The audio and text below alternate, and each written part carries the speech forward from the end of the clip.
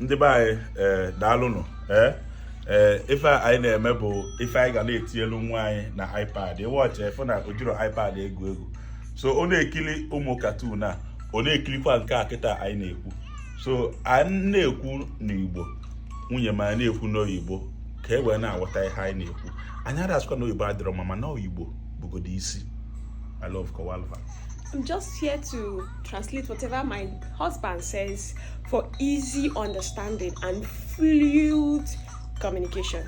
So for today, every videos we'll be making, we'll put them inside his tab so that because our child is already getting addicted to this, and whatever he listens, whatever he watches, he of course depicts, he replicates in his head. So we want to foster him learning Igbo language, Igbo tradition. So if any everything we'll be doing as a couple, as a family, they will be in here so that our child will watch and also learn, so that he would have a notion that Igbo language could be watched just as this English language is being watched.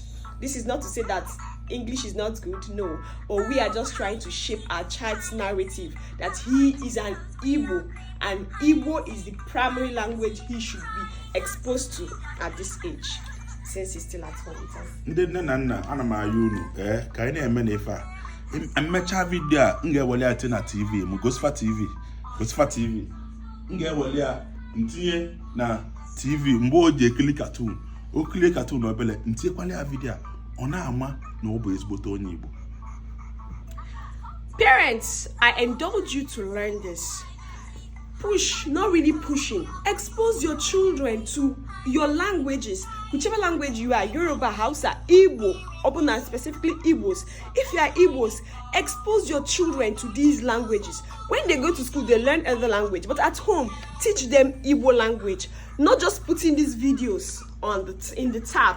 We will also be putting them in our TVs.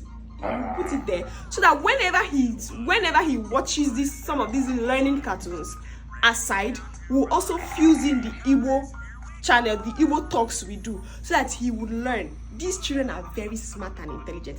They pick up things very fast. So this is the best time you should initiate your language in their faculties. Elofukwana afagi nnam afagi bụ Chukwu enyego m okem golibe Chijioke Igwende.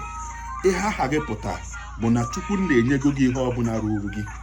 Ihe ọbụla ruru gị mmadụ awọlekwana gị sị gị na ndị nna nna gị ji nke gị ma na onye nwa ji nke gị. Chukwu enyego gị nke gị maka na afa nna gị bụ Chijioke m and ọka Chukwu ji onyego m ya and ngwa bụ ọka Chukwu ji and onyego gị ihe ọbụla ruru gị maka na azị ndị ụka asị na Chukwu nna na omegola anyị ife niile ọ kwesịrị imela anyị. Everything that pertains life and humanity, God has given it to us. Ọnwụ n'elu obe mere ya oru anyị aka. Mmadụ awọlekwana gị sị gị na enwe ihe ji gị ka afa gị na-edu gị. Chukwu enyego gị nke gị. Golibe bụ onye anwụle. Elofukwana afa gị, elofukwana ebe isi, elofukwana onye Igbo. Your name, my child, is Chukwu enyego. It means God has given me my own share. Chukwu enyego mo kenkimo. God has given you my own share. God has given you your share. Your father's name is Chijioke, which means God has his share. But in your own case, God has given you your own share. Don't let people of the world to deceive or confuse you by saying your village people they tie you down, or your village people hold your own. Your village people don't hold anything pertaining to you, because God has given you all that is pertaining to you. Jesus Christ died on the cross of Calvary that you may have everything in abundance. Even before you were created, he knew you before you were born. So everything pertaining you, God has preserved and reserved it for you. So all you need to do is to marry, because it means rejoice. So rejoice in the Lord, because he has given you your share in abundance. Don't let people convince you. Don't let people confuse you. Your father's case, his own share was with God, but God has brought his share to him. So Giwa bu Chukwuji, Giwa bu Okenke Chukwuji and Onyego anya. So Chukwu enyego gi Okenke gi. O nam. golibezie nwa mamo. Anyị gwa gị sị gị na ụka dị, omenala dị. Mana ife eji malụ ndị be anyị mgbe gboo bụ omenala. Ụka abata, ụfọdụ asị na ụka amaka, maka na ụka bịa weta ịfụnanya. So malụ ife ata ito aka ọbụla dịgịrị mma efi ya n'isi. Mana ife ọbụla ị na-eme n'ụwa, mmadụ awọlikwana gị sị gị na ndị nna nna gị dị njọ. Mmadụ awọlikwana gị sị gị na ndị nna nna gị ji gị. Mmadụ awọlikwana gị sị gị na ife nna nna gị metere na-esoghị. Maka ndị nna anyị mere ọfụma. Ndị nna anyị enwere beba mee dị iche na ife ndị nna ndị ọcha mere. Remember we told you that Africans, Igbos, are known for traditionalism on before Christianity came into existence. My child. On before Christianity came into existence, our forefathers were all traditionalists. But along the line, one of them deviated and went into Christian. Some of them deviated and went into Christian religion, which of course Christianity breeds peace and love, and we embrace it, no doubt. But at no point should anybody tell you that your ancestors were bad people, that your ancestors did wrong, that what your ancestors believed in were babadash. Don't let anybody convince you or confuse you by saying that your ancestors followed or did outrageously evil things. No, they practiced their traditionalism, which worked for them over so many decades.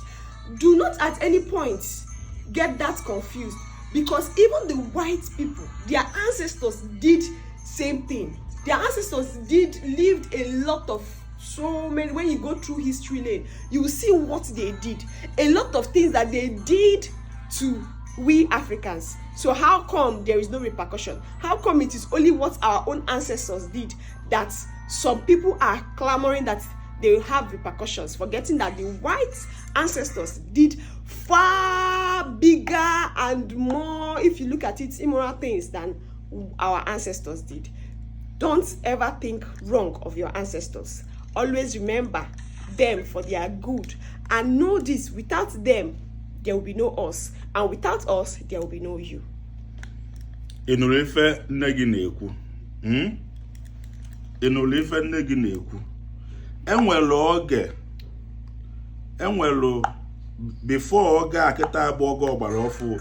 Enwe mgbe ndị nna anyị n'ụwa niile na-amarọ ka esi wee mee ha ka o wee dabalụ ha. Ihe ha na-eme bụ agha. The only option bụ ịnụ ọgụ mgbe ahụ. So onye ọbụla enwe time in everybody's history that had the ignorant of things. Enwe mgbe ndị ụka jikwa egbe wee bịa. Ha bụ egbe n'aka nke ọzọ, bụrụ Bible n'aka nke ọzọ. Enwere mgbe a na-anụ Christian war. So ndị nna anyị na-emecharọ ihe na-ekwesịwesị n'ụwa niile ka o mee. Enwe ndị nna lichalụ mmadụ. Enwe ndị nna dinacha nwafa. Ọ bụrụ sọsọ ndị nna ndị oji mere ihe na-adịrọ mma. There was what they call the medieval period. There was the Renaissance. There was Dark Age. Enwe mgbe bụ esera obere okwu obere n'obodo anụwa ọgụ gbusi onwe fa. Ọ dị n'ụwa niile. Ekwekwana ka mmadụ sị gị na nna gị ji gị, na ọ bụ na onwe nne ji gị. Nna m bụ Chidume gara ije ka m wee gbaa ọsọ. Ị na-ege ntị? Golibe. Nna m bụ Chidume gara ije ka m wee gbaa ọsọ. Mụnwa bụ nna gị bụ Chukwujioke na-agba ọsọ ka ị wee fee efe. Ekwena ka mmadụ gwa gị na enwe ihe ji gị. Enwe mgbe oge eru ka ọ godila nka. Reiterating on what we said earlier, my child, know that your ancestors didn't deviate, didn't do anything so proportional like people are terming them. There was an age of global ignorance where cut across the globe, our ancestors, our fathers' were all ignorant of so many things. And by ignorance, they did things that now we know they shouldn't have done. That does not mean we shouldn't blame the white ancestors. We should only blame the black ancestors that are our ancestors. Because if blame is to be cast, it should be cast globally. Having said this, we are pointing out to you that you should not backlash your own ancestors because of what people are saying, because they did everything they did for our sake. No father would give his child snake when he asks for bread. All they did was for our own good. Remember, that my own father, Chidume, he crawled that I may walk. And now I, your father, Chukwujoke, I am running that you may fly. And you, my son, I know you will do more for your own child as well. Malulu na ihe a anyị na-eme bụ ihe anyị ga-etinye na iPad nwa anyị. Otu o si ekili ihe ndị ọcha, o ga-esi otu a na-ekili vidio a anyị na-eme. Chukwu enyego m nwa m. Chukwu enyego m. Ewe mgbe ọ ga-eru na ndụ gị, azụ okenye ịbụ, ife nwe ike fiabarụ gị arụ, enwe challenge. Ihe a niile sochara ihe mmadụ wee bụrụ mmadụ. Mmadụ ga-enwerịrị ihe a na-akpọ ihe fiala arụ. Obere o gosiri na ịbụ mmadụ. Ewekwa na ego gị jee na nke dibịa ma ọ bụ nke onye nwoke ọbụla jụwa ya ka ihe na-eme na ndụ gị, nyafụrụ gị ụzọ, nyagbalụ gị afa, nyagwa gị ihe mee gị, o wee sị gị nọ ndị nna gị ji gị, nọ ndị nne gị ji gị. Ekwekwana ka mmadụ wolea gị.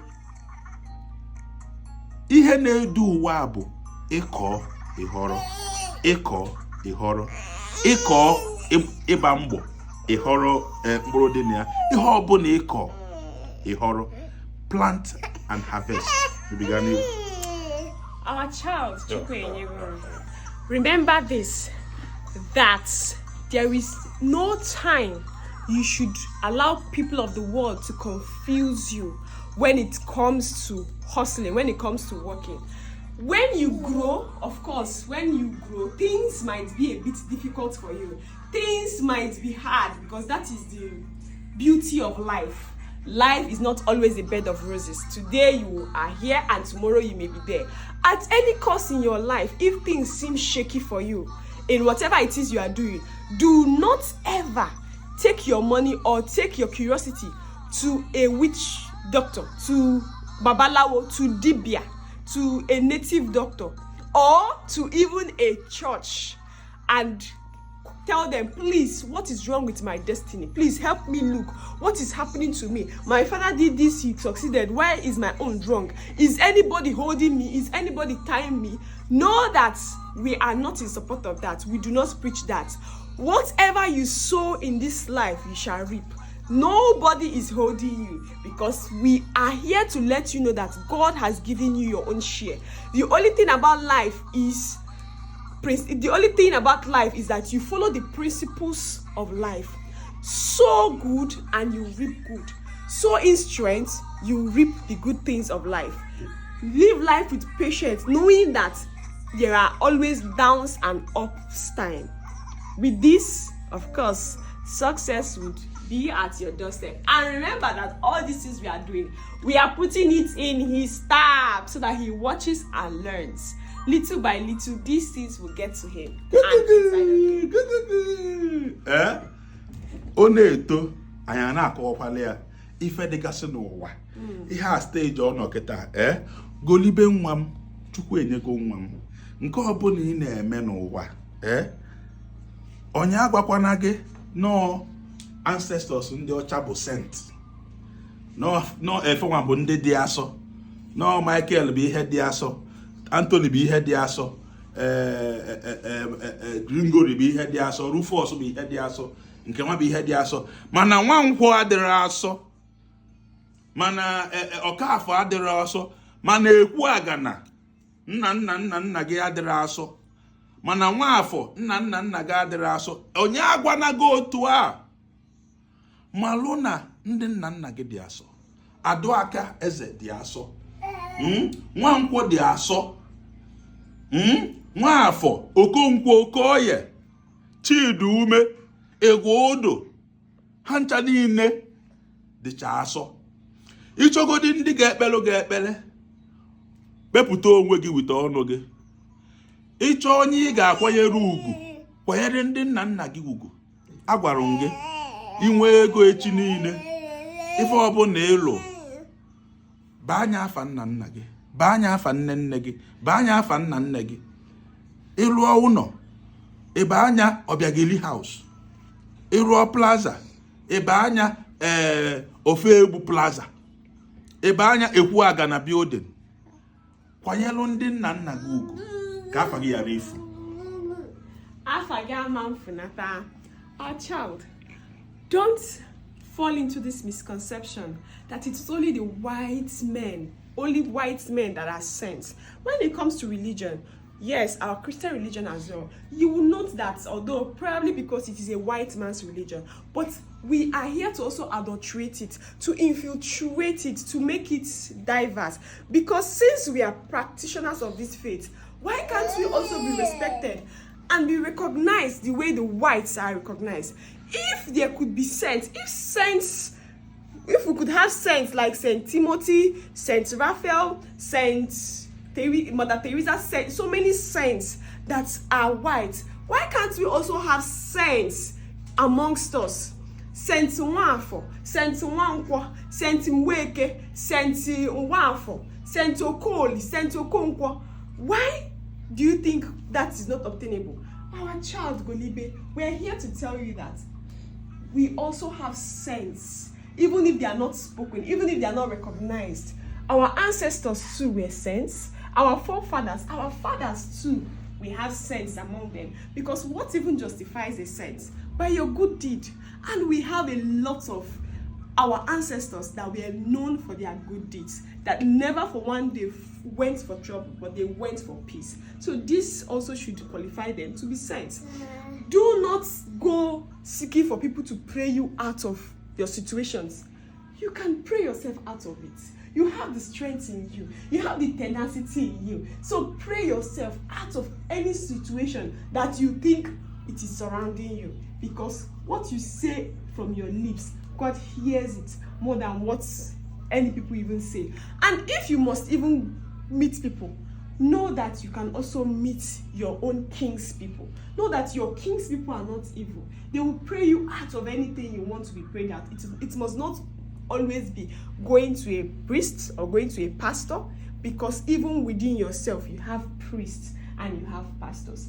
And our child, just like we always remind you, when things are better for you, remember your home, building things, dedicating them for your uncles, your aunties, your grandparents, your grandmothers, your father, your mother, because always remember that Ndi Igbo take vital role in remembering their ancestors, in remembering their lineage. Remember your father, because your father always remembers his father. Remember your mother, because your mother never forgets about her mother. And when you do so, your own children will not forget about you as well. Malo ebisi. Malo ebisi. Francis Jekwutelo Ebelechukwu. He bụ amụọ nwa mụta Ijeọma. Ijeọma bụ nne gị. Ijeọma mụta ngwa bụ Chukwu enyego m. Chidume Jekwutelu Gloria Ọbịageli. Fe bụ anụ dị na nwunye mụta nna gị bụ Chukwu ji oke. Ị na-eto anya na-akụziri gị ihe ị na-ediche ịma. Ekpere amaka. Anyị na-etolite, anyị na-agwa gị ihe ekpere ga-arụrụ gị. Ekpere abụrụkwa ihe bụ n'ọsọ ya ka ị ga-eme wee nweta ihe ịchọ. Ekpere bụ ka ọ debe gị, ka ọ prepare your mind, then ị na-agbakwa mbọ. Ekpere bụ for self-sanctification, self-preservation. Onye sị gị nọ ngị hapụ ọrụ jee kpewe ekpere, onye a na-awọrị gị awọrị. And ị na-afụ vidio a, anyị ka ga-akụziri gị maka the era of social media. Mgbe eji mụ gị, inwe ike na-afụ vidio anyị na-afụkwa kọmentị ndị mmadụ na-ekwu sị gị hapụ ihe a ndị ya na-ekwu, malụ na nne gị na nna gị ama awọgbu gị.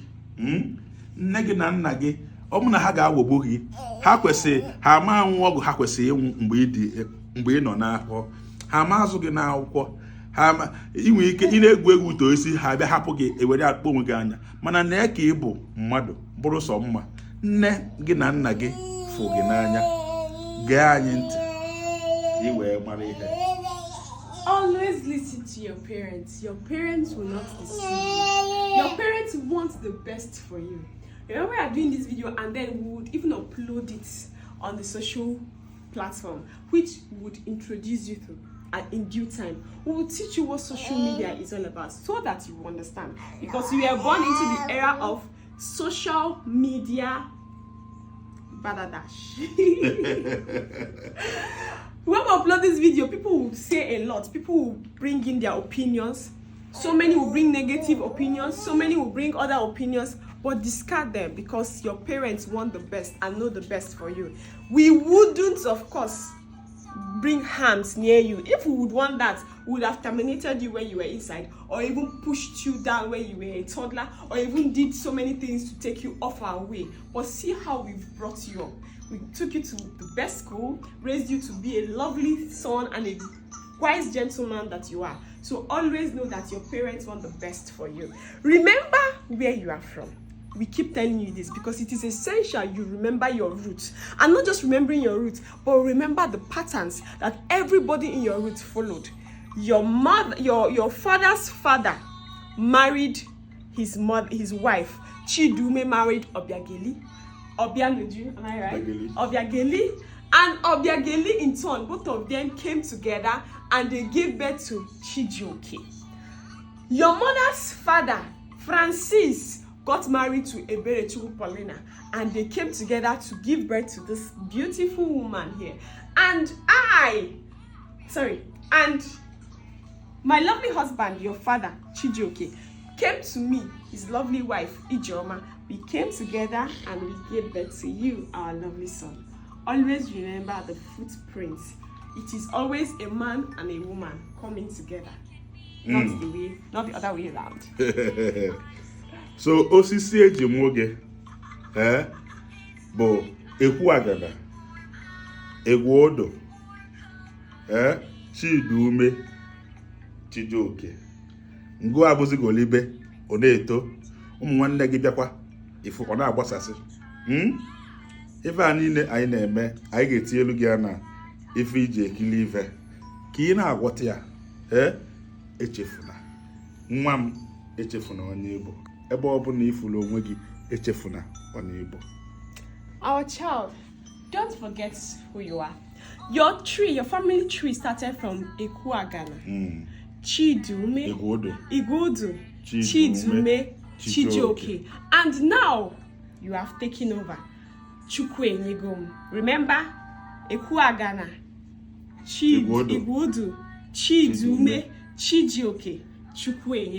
It is always a chain that never cuts. You would also continue the chain. Always remember where you are from. It is essential because remembering where you are from shapes your world. If I just know Igbo for communication, I just know about drama. But no Igbo can one get you to. Ndu abonne na nna ife anyị na-eme mmasị gị mekwali ya nwa gị ka afọ anyị yara ifu anyị mesie anyị etinye dị anyị ha na ifena. Ana m ayọkwa ndị na-eme ihe cartoon a unu na-emekwala anyị cartoon n'Igbo ọ ga-adịkwa mma. Afịa afọ bụ ihe a na-akpọ untapped market Igbo cartoons ngwanụ kọrịnụ mgbe ọzọ.